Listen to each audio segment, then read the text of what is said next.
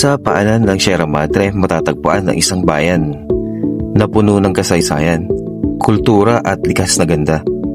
Ito ang Gabaldon, Nueva Ecija na tinaguriang New Zealand of the Philippines.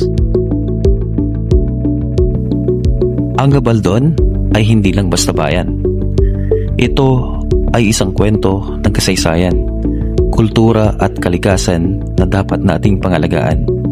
Kaya muli, samahan nyo kami dito sa panibagong adventure sa isang lugar na may kakaibang ganda at mayaman sa kwento, ang Gabaldon, Nueva Ecija. So, good afternoon mga ka-channel. So, andito tayo ngayon sa may Calabasa River, kung saan pumunta si Boss Matos din. Shoutout pala Sir Matos. Shoutout din si Ma'am Des, quality team. Ayan, shoutout pa kita. Ma'am, nandito kami sa may Gabaldon, Nueva Ecija. Panoorin mo to. Ayan, kita nyo sa likod ko, napakagandang bundok. At dito sa portion naman na to, dito yung river, kung saan ayun, sarap mag-picnic dito. Ayan. So yung cottage pala, normally 500 yung per cottage dito. Pero nakiusap lang kami kay ate na 1 hour lang kami. So mag-stay, sige, ibahin na lang namin sa ibang araw na lang, or next week na lang kami mag-stay dito for long. So nagbigay lang kami ng 200 for siguro almost 2 hours. So samahan nyo kami, mag-tour tayo.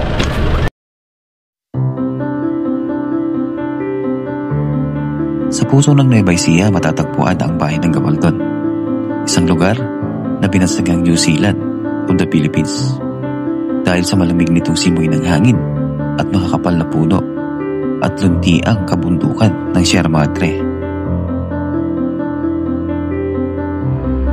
Pero higit pa sa tanawin, ang Gabaldon ay may kwentong nakabaon sa bawat daan, sa bawat bato at sa bawat agos ng tubig.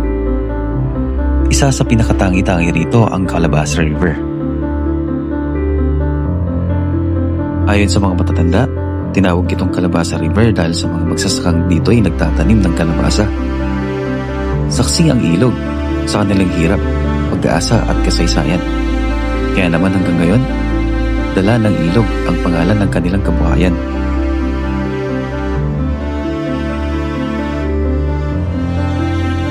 Ngunit hindi lamang ito basta ilog. Para sa mga taga-Gabaldon, ang Calabasa River ay tahanan, pinagkukunan ng buhay at pahingaan. Dito rin dumadaloy ang alaala ng mga henerasyon.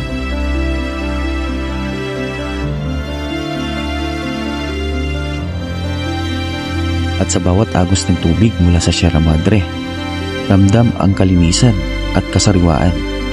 Isang paalaala na ang yaman ng kalikasan ay biyaya na dapat nating ingatan.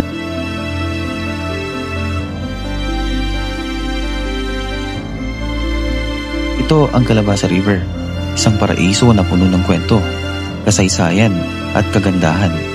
Sa bawat hakbang mula sa bundok hanggang ilog, isang paalaala, tunay ngang kayamanan, likas ang ating bayan. Ang Calabasa River ay hindi lamang basta destinasyon. Isa itong paalala na kapag iningatan natin ang kalikasan, magbibigay ito ng ganda at biyaya para sa bawat henerasyon.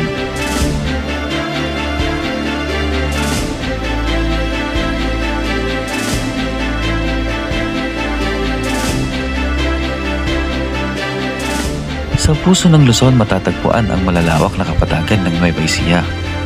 Dito natin makikita ang tanawin ng mga bukirin na animoy dagat ng gintong palay tuwing panahon ng anihan.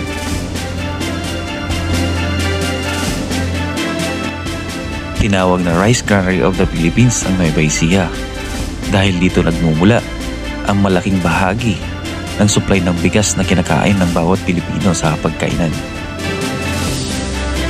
Bukod pa rito, dito rin matatagpuan ang Philippine Rice Research Institute o PhilRice na nagsisilbing sentro ng makabagong teknolohiya at pananaliksik para mas mataas at mas masaganang ani ng palay. Ngunit higit sa lahat, ang kwento ng Nueva Ecija ay kwento ng ating mga magsasaka sa kanilang pawis, tiyaga, sakripisyo upang tiyakin na may kanin tayo maiaahin sa ating mga pamilya.